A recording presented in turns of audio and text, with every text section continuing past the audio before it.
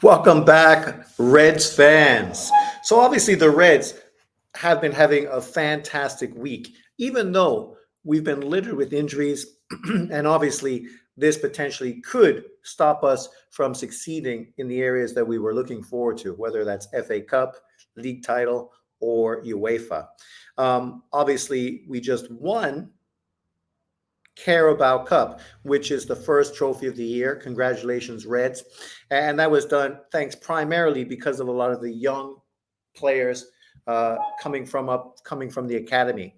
If you're like me, a guy who's a diehard sports fan, I always loved seeing the maturation of young up and coming people that the teams have developed. Whether we're talking about the NBA, I was a huge NBA fan. Obviously, I'm from North America, and I always loved the draft, following college basketball and trying to see which of these young guys had the potential to succeed in the league. For Liverpool, it's similar. Obviously, throughout world football, there's tons of high level prospects, but it's difficult to keep on top of all of these guys that are there. It's not as organized as, say, the NCAA and the NBA with the draft and everything else, which is very easy to follow. Obviously, there's a lot of research and pre-draft, sort of videos and periodicals and all kinds of things that really look into that, whether it's college football and the NFL or college basketball and the NBA. In the States, they really, really put a lot of emphasis on these young players and their development. In the States, even high school basketball players get tons of preps or props ever since really Slam Magazine came out and really highlighted one high school player every month. The problem with world football, you can go on YouTube and you can do best young prospects in world football 2024. And obviously you get a lot of video compilations based on that. Being a Reds fan, I'm always curious about the guys that we are fostering and developing at the U18s and the U21s.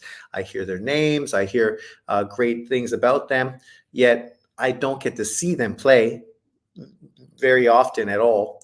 And there's not a lot of information on the internet about them, whether it's coming from Liverpool directly or coming from Liverpool pundits who are all over the internet, being fans of Liverpool and highlighting Liverpool. There's one guy on YouTube, I can't remember his name specifically, a British guy who sort of breaks down a lot of what's going on in the under 21s and under 18s. And I look forward to his videos like crazy, because for me, I'm really wanting to know how these guys develop, the dudes that go out on loan, how are they playing, how they're performing, what their development is like. Like obviously now we have Calvallo, who was obviously out on loan, and now he's out on loan once again with a different squad. And I'm really hoping to see him succeed, to see him put up great numbers and really show a lot of growth now that he's getting a lot of opportunity to play. And hopefully he's going to be able to come back and join the Liverpool squad as a real impact player moving forward next year. And of course, we have a lot of the young players in a similar position, right? Guys that we hope to see develop and really become part of the first team squad, or if not that, develop to the level where then we can sell them for big money and bring money to the team through that kind of development of players. You see a lot of good teams in world football. Historically, Southampton was very good at developmental and made a lot of money selling their players. Obviously, bring them in the first team, really highlighting them there, and then usually selling them to Liverpool, right? If you're like me, I'm sure you want to know more about these players, more highlights, more information, more stats, more expert opinions on their potential. Who's going to be the next Robbie Fowler or the next Michael Owen, right? Who's going to be the next player that develops into that kind of player, right? The Sterling or the Arnold, somebody like that. And obviously right now, under Klopp, we spent a lot of money buying young players from within the UK, from other teams, and bringing them to our academy.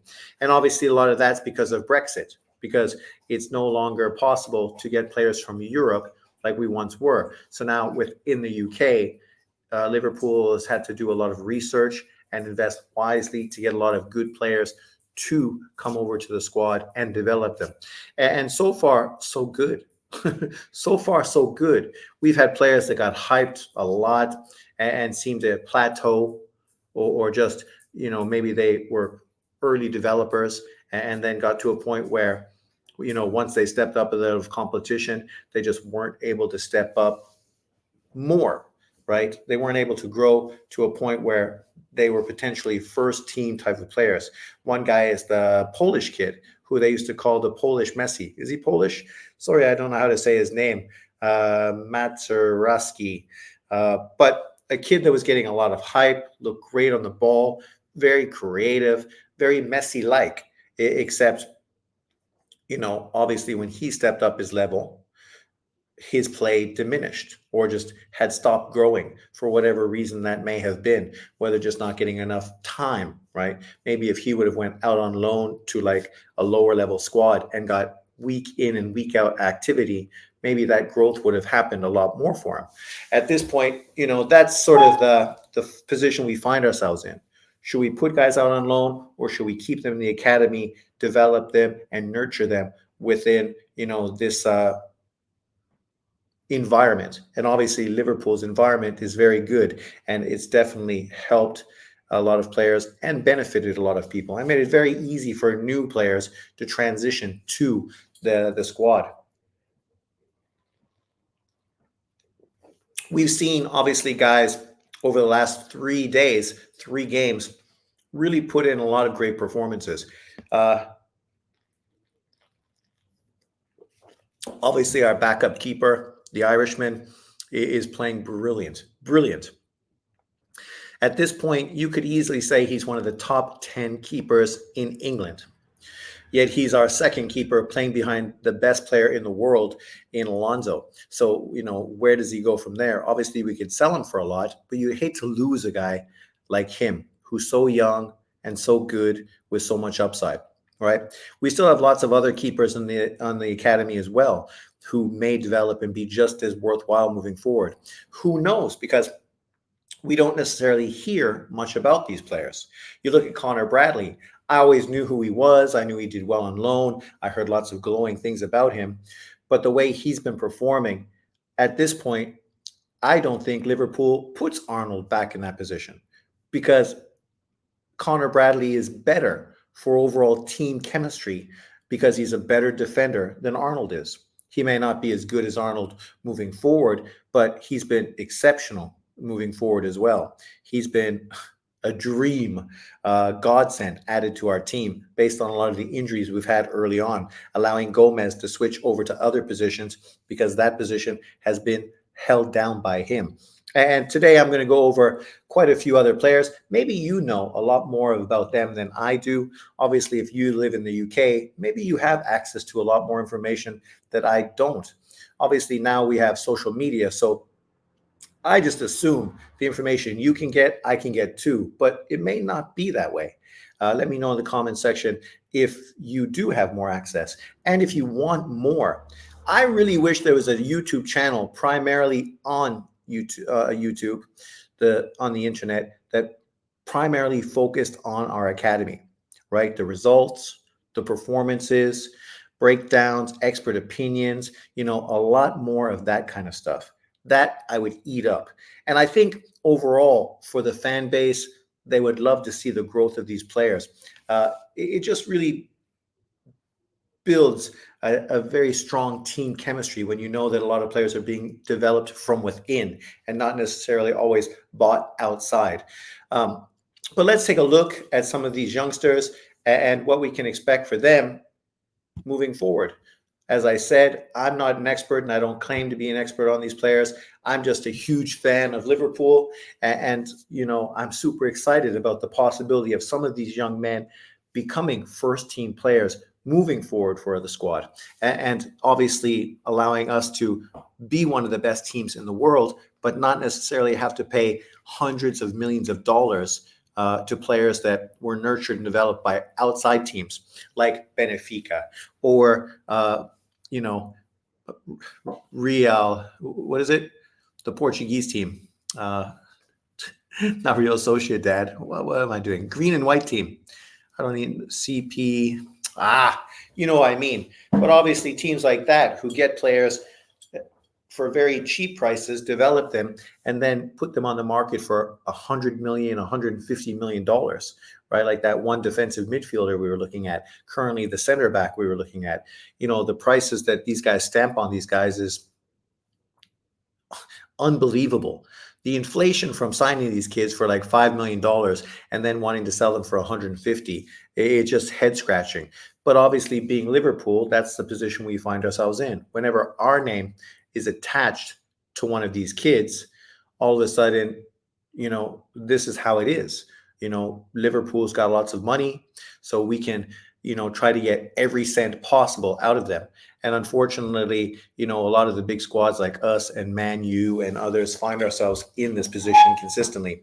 So it's a lot of emphasis on shopping smartly and making sure that you buy wisely. You look at a team like Man U, for example, Anthony, right? I know Nunez has gotten a lot of criticism from a lot of people in England. But when you compare him to, say, an Isaac or Anthony, right? Or the kid who's now the striker for Man U, it looks like a great buy for us because he's outperforming all of them.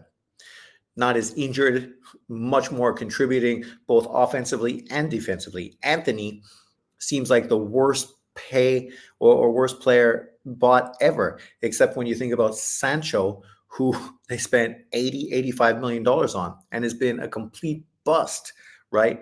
Uh, and Man U consistently has done that, overpaid for players that just did not develop. And if you pay a lot of money for someone, like we did for Van Dijk and we did for other players, but they end up becoming integral parts of the first team, at that point, there's nothing you can say except, it's been a solid signing. Whether it's been great, that depends, I guess, on stats and performances and wins and losses. But Nunez so far is a super exciting part of the Liverpool team. He just won us a game in the last minutes of dying seconds of overtime, saving us from potentially being behind Man City, who obviously just beat Man U yesterday. All we can do is embrace our players and understand that people are going to have ups and downs. But as a Liverpool fan, I just wish we had more information on these young guys. So I'm just going to highlight a few guys that I'm intrigued by and interested in and would love to know more about, and would like to know really what people think about the possibility of them one day being a part of Liverpool's first team. My friend obviously is from Derby. And being an Englishman, he says, most of these kids never going to become Liverpool quality players. So, he's very negative in that aspect. So it makes me really think, Jesus Christ, man. Like, obviously, I'm an optimist. I like to think positively until proven wrong. I don't want to go in thinking, most of these kids are never going to develop into anything worthwhile. I choose to look at the other aspect. I don't count my chickens before they're hatched, but I have optimistic outlook on how these players are going to develop and potentially what they're going to contribute to the team. But let's take a look at some of them. So number one, Callum Scanlon, a defender. We haven't seen him as much recently, but in the past, he'd been on the Liverpool bench quite a few times. Obviously, he's athletic. He's not the biggest player, but he shows a lot of speed and athleticism, and definitely the kind of player that would do well in England, just because he can track back on forwards, right? He's not going to be outpaced by speedy wingers. He's the kind of guy who could really get on those guys and D up on them and stop a lot of the openings that Liverpool leaves in the back because of his speed. Obviously, he's young, has to develop, but I look at a guy like him and I'm enthusiastic, right? I don't know if he could be a center back because I don't know if he's got the height and physicality for that. But you think of a guy like him potentially transitioning potentially to maybe defensive midfield, right? Where, you're going to have more room and more help behind you. and you don't need to be so physically dominant as you would in a center back position. But he's one kid that I'm curious and interested to see his development moving forward. Another one is Isaac Mabaya. Sorry, I think I spelled his name wrong. This kid, technically, he's got a lot of room to grow. But physicality, the speed on the wing, this kid is a monster. He gets up and down the field like crazy, right? And is a definite threat because whenever you have the speed he has going forward and going back, you're going to outpace the majority of players you're playing against. And he's not a small, easy to knock off the ball kind of guy either. He's physical and strong. And you could definitely see him causing fits to Premier League players because him putting pressure on the running down the line, him getting back and defending, he looks like he could be a long-term player for Liverpool. The key is, how is his play from the back? How are his crosses? Technically, how does he work with more skilled players? Can he interlink and interlock passes, between players? And this is obviously an area where he needs to develop more. Obviously, physicality is a strength. Technicality is a bit of a weakness. A guy like him, I think, can really develop a lot more out on loan, where he's going to get a lot more opportunity to play and a lot more responsibility. And because of that, obviously, he need to be technically a lot better on the ball. So I'm curious to see how he's going to develop. He's an exciting player, for sure. Then we got James McConnell, who's been playing a lot recently for Liverpool. The kid looks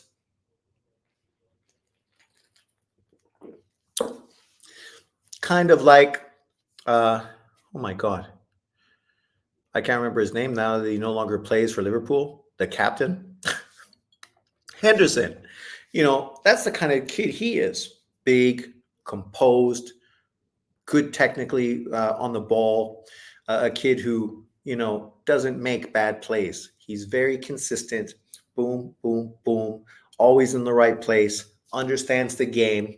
You know, he's very much like Henderson. And I think, you give him the opportunity to grow, he could grow and it become our next version of Henderson, a guy that potentially can be the captain for the team, hold down the midfield, help defensively, but also have enough technical ability to get in on the offense moving forward.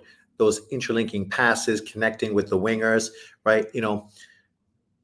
Incisive passing is an important aspect for a good midfielder who's able to go both ways. And I definitely see James McConnell potentially becoming that kind of player.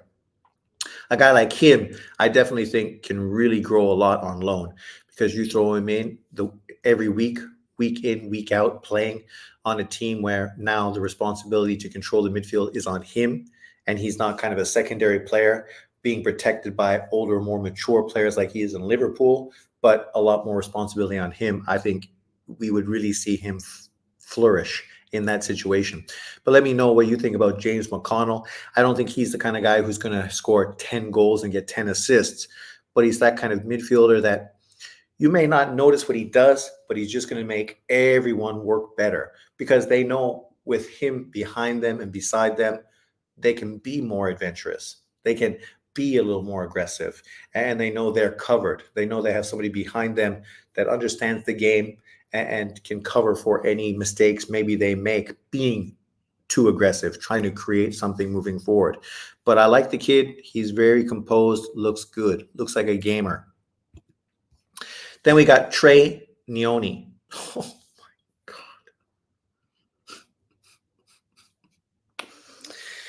I remember him and the other kid got signed to Liverpool, and both of them are super young, pretty tall kids. And I heard really good things about both of them coming to obviously the academy. And recently, obviously, with him being part of the first team, you're seeing a lot more highlights of him out there, a lot more of his involvement. He is Alonso-esque in his passes from the back. His passing is great for a 16-year-old kid to move into the first team and just have the ball control he has and the passing range that he has. Oh my God. You know, this kid, I definitely think 3 years down the road at 19 years of age could be our next great defensive midfielder. The guy who just locks the midfield together, right? He's a guy who has great range, is long and rangy, and his passing is incredible. Incredible. You know, I loved Alonso when he played for Liverpool. That's why I'd love to see him come and be the manager. But this kid reminds me of him. Obviously, he's young, he's only 16, but what we've seen from him so far, his first touch, his passing range, I mean, wow. The kid looks like the real deal. The real deal. And I know we got him, I think, from Leicester. Man, what a coup that is. Because this kid definitely looks like somebody who's going to be a Liverpool player for a long time coming. Out of everyone we've looked at so far, I'm more or most excited about his potential, right? I just think, why spend $100 million for a defensive midfielder when you get a kid like him? And sure, you're not going to push him too quickly. You're going to bring him along slowly, kind of like Man City does with their young players, like Bob and the other midfielder they have, the short English kid who's pretty good as well. I think, the same as they did for Foden. The kids play regularly, but they don't overplay them. They don't rely on them and burn them out like Barcelona. Barcelona is the antithesis of obviously Man City. Man City plays their kids. They play their kids a lot more than some veteran players they've signed. But at the same time, they don't rely on them. They don't overly play them. They don't burn them out. They keep them hungry and pushing to try to get onto the team. Nothing is given to them. They need to consistently improve. And based on that, they get more and more time moving forward. As now Foden is probably, an everyday player for Man City. Um, Trey Neone is like that. I think we keep him and consistently give him time to play and just continue to nurture him. And down the road, somehow you're just going to notice you can't get this kid out of the lineup because he's just going to be too good. But let me know what you think about Trey Neone and his outlook for long-term first team possibilities. Bobby Clark. I know Bobby Clark's dad was a pro player, and obviously my English friends talk about him and this and that. So I knew Clark came from good pedigree. He's looked good, but he never looked as if he was going to be potentially a great player. That kind of player that was going to be a guy that really developed both sides of the ball in the midfield. But more recently, he really looks kind of like Jones, right? The kind of kid that is going to develop into an integral part of a team. Like, what's his face? Thiago. Obviously, not to maybe to the same extent as that, but the kind of guy that, you just can't take him out of the lineup because he does everything right, if not spectacular, consistently, always needs to do what he has to do and becomes an integral part of our team. And I definitely see Bobby Clark becoming more and more of that. The more I see him, the more I'm starting to grow on him and seeing that, yeah, man, he's really developing, right? And his maturity is there. He definitely looks like, puts on a bit more strength so that he can like bump guys off in the midfield and just be stronger on the ball. He potentially, I think, is going to be a better player than Jones. Obviously, we have to see how he develops. But the more and more I see him, the more and more excited I am about his potential for the Reds. Louis Kumis. I saw Kumis a lot, scoring a lot of goals for the under 18s and under 21s. He looks like he has great touch around the net. I kind of thought, could this kid become the next Robbie Fowler? He's got a bit of the Robbie Fowler-esque in him. And obviously, he scored a goal already for Liverpool, looked very confident on the ball, right? I think The same thing I said about Bobby Clark, I could say about Louis Kumas.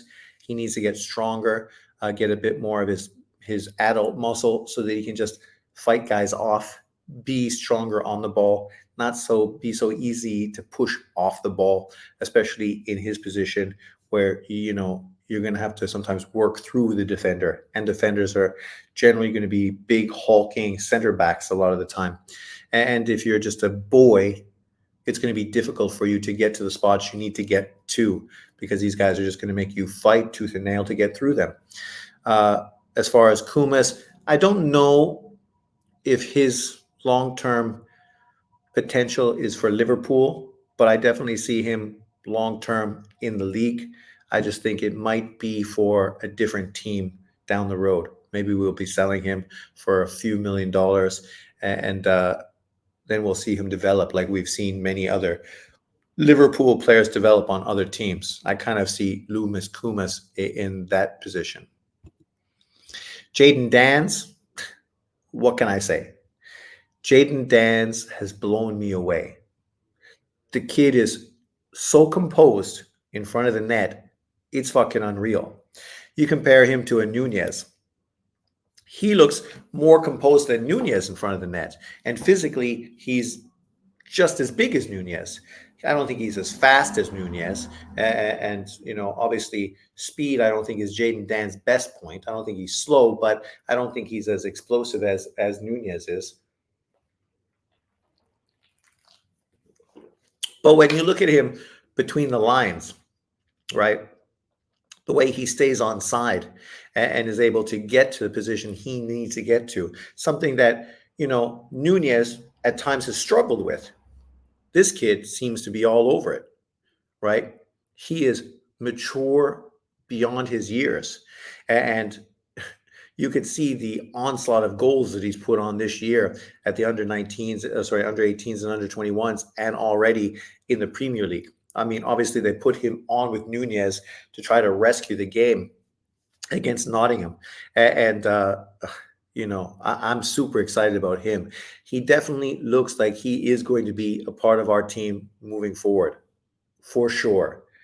I just can't imagine him not developing into a kind of forward that we need. Like, we don't need to pay for another forward if we have him growing and developing behind Nunez. Oh my God.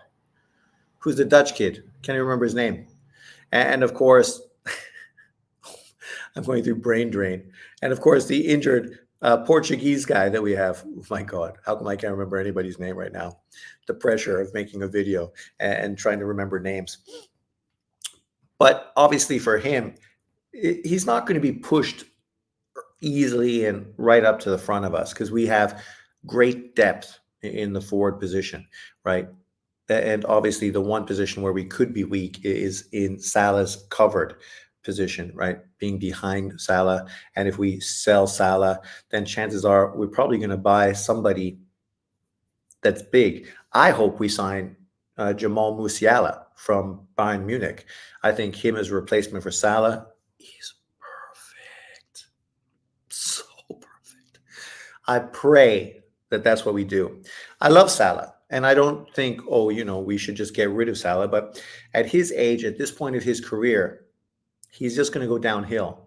If you could make $150 million off of Mo Salah and then get a 22, 23-year-old Jamal Musiala, I think it's a no-brainer. You definitely jump at that. You jump at the chance, because that's how you're going to be a great team moving forward for the next 10 years. By understanding, when you need to sell them, when you need to hold them. And a guy like Jaden Dans, obviously, he's going to be that next growth coming from this position, maybe back up to Gakpo and Nunez. Gakpo, down the middle, Dans down the middle, Nunez on the wing, right, where he has more space to use his speed and be more of a threat on the defense. You put Dans in the middle, he's perfect. And at this point, I already think he's better in front of the net than I just said his name. What was it? The Dutch kid, But I definitely think he's better in front of the net than him already, right? I don't know if he's as good in link-up play, but I think in front of the net, being composed and a finisher, he's already there. And obviously, the more opportunity he gets to play, the better he's going to get. So Jaden Dance, he is the future of Liverpool, I think. Then we get Trent Kone Doherty. All I can say about this kid is he's super young, but when I watch him play, he's electric.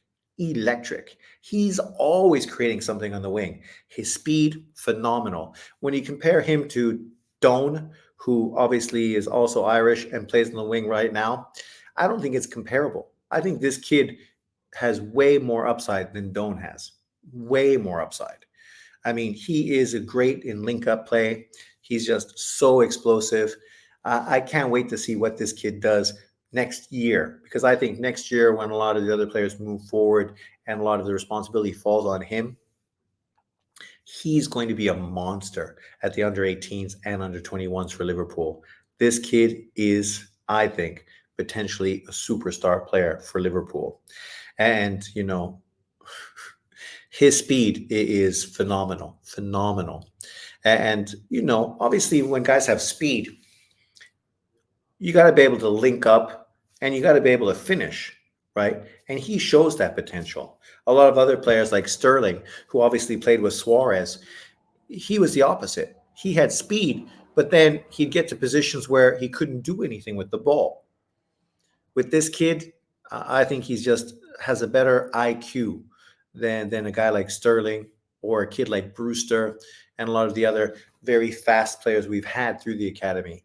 This kid does look special. And I think in years to come, we're going to look at this signing from Ireland and be pretty excited that we took a chance and brought this kid to the academy. He's definitely one to keep an eye on.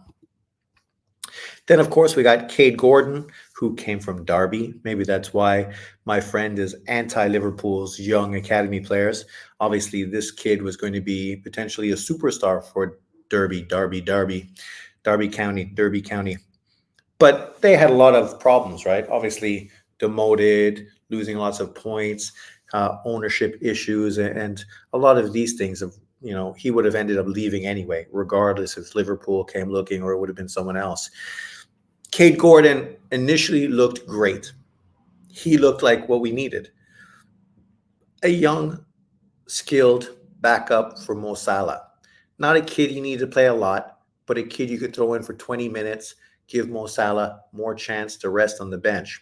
And in, cup games, you could play this kid and allow Mo an opportunity to rest and maybe bring Mo in for the last 20 minutes of games. Unfortunately, Gordon got hurt and the injury was very big. And obviously, he's just starting to come back from that, which is obviously disappointing. We've had quite a few really exceptional players go through some severe injuries. Like, who's the Spanish something midfielder that really was a godsend last year for us? Sorry, I can't pronounce his name. Bielsa, but you know who I mean. I mean, he looked like this year he would have been a real integral part to our midfield. Yet he hasn't played a game all year from an injury that ended his sensational season last year. And he's still recovering from that. And it's almost a year since he's played, right? Which is terrible. But this is the problem with young players and why you don't want to overplay them, especially on first team, right? That's the problem. You look at Barcelona. Develop great players who are exceptional, but then they burn them out and then their careers are done so quick, right? Before they even hit their prime, before they even grow into their man strength, these kids are already broken, right? It's kind of like Japanese pitchers, right? They pitch so much in Japan and throw so much curveballs and sliders that their elbows and shoulders are fucked by the time they go to the major leagues in the States. They have one good year, and by then their arm is fucked. And, all the promise and possibilities are done because they were just overworked in Japan as kids. And we see a lot of that in England as well, and just in football in general. So it's nice to see Liverpool, is allowing these guys an opportunity to get back into shape gradually with a great training team behind them. I can't wait to see Gordon really start to do what he was doing before he got hurt, which was getting minutes and playing regularly. You think about all the young kids we've had over the last few games. Realistically, he should have been one of the key players playing in those positions because he had the experience and showed us the pedigree beforehand. If he would have had that whole year just to continue to progress and put on man strength and develop, he would have been the perfect replacement for Mo Salah during AFCON and these things. But unfortunately, things happen the way they happen and you can just deal with it. But I'm definitely hoping that Cade Gordon can bounce back and become a real part of our squad moving forward. Even if he's not an everyday player, I definitely hope that he becomes at least an integral forward on the team coming off the bench and can really contribute moving forward.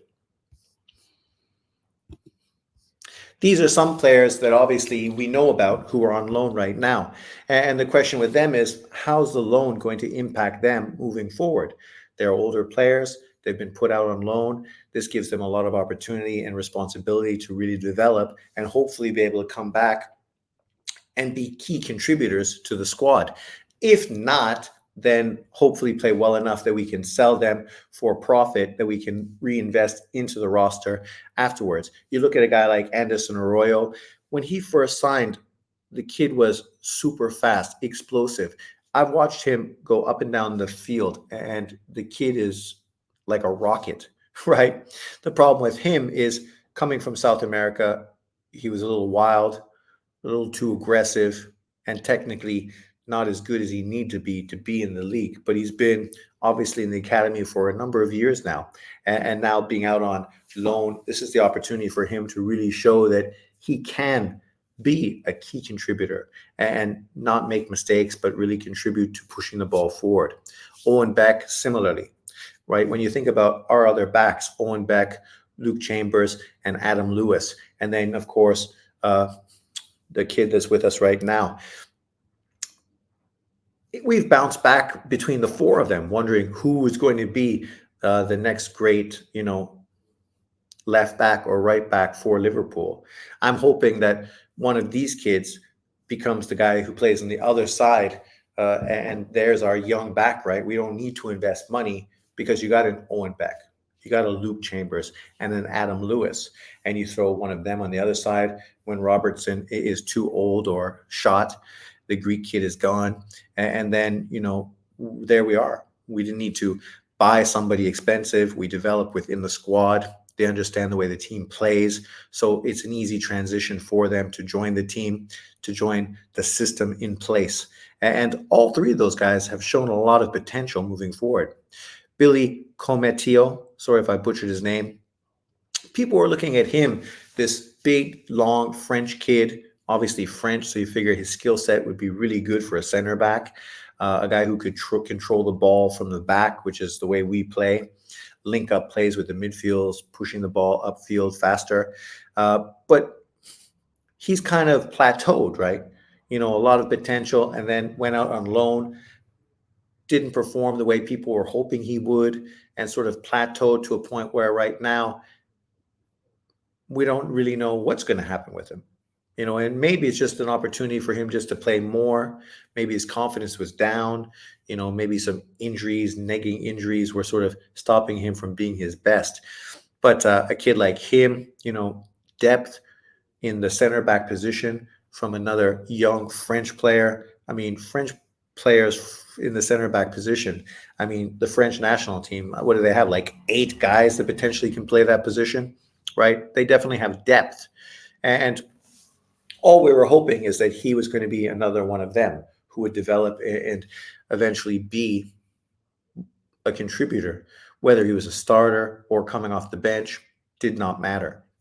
When you think about James Balagizi, strong, physical, fast midfielder, older now, experienced, you figure he would be a great midfielder for Liverpool, a guy pushing the ball forward. He's linked up play very well with a plethora of different players. Obviously, being on loan right now, We hope that this really helps him mature, get stronger, and be able to come back and join our team. Obviously, the hardest position for Liverpool really to join is kind of the midfield position and forward position. We've got tons of players in the midfield, tons of players in the forward position. Obviously, Salah's side is a little weak. Midfield, we sort of want more defensive midfield type of player. Uh, Obviously, Balagizi's not that. He's much more of a, two-way player, a box-to-box kind of midfielder. You could see him being a little more so. And then you got Tyler Morton. And I kind of was disappointed that Tyler Morton wasn't on the team this year, knowing that we needed support in the midfield, knowing that defensively, that was probably the position on the Liverpool midfield that maybe we were weaker on, right? Using a McAllister to play a defensive midfield. Whereas Tyler Morton is a defensive midfielder, a guy who's very good on the ball, experienced, has done very well on loan. He's done very well when he went out on loan. And he's long, lanky. He's got a pass. I still think he needs to get stronger physically.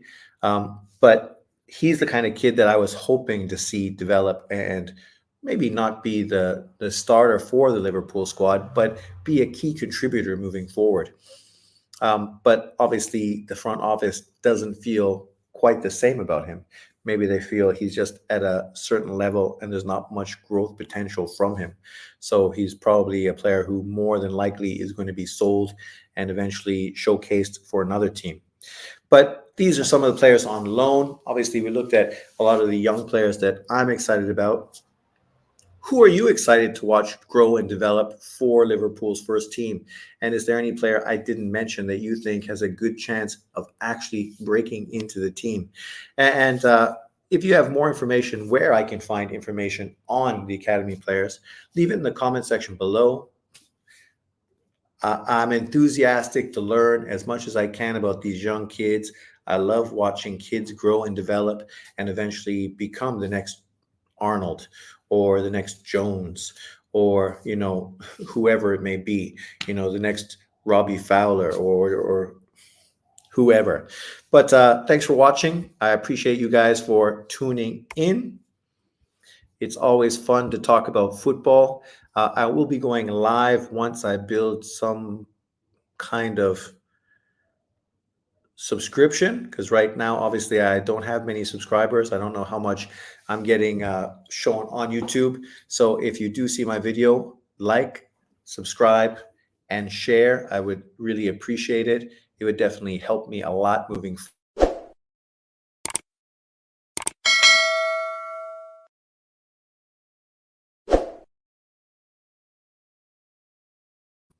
I will be making videos every week, and the more subscribers I get, the more content I will be putting out. Not just Liverpool. I'll talk about any big topics that are going on, but obviously Liverpool is my passion and the team that I follow. So it's primarily going to be mostly that where my material is focused on, because that's mostly what I pay attention to with regards to Premier League football. But let me know what you think. Thanks for watching. Leave your comments below, and I will see you next time. Peace out. Enjoy.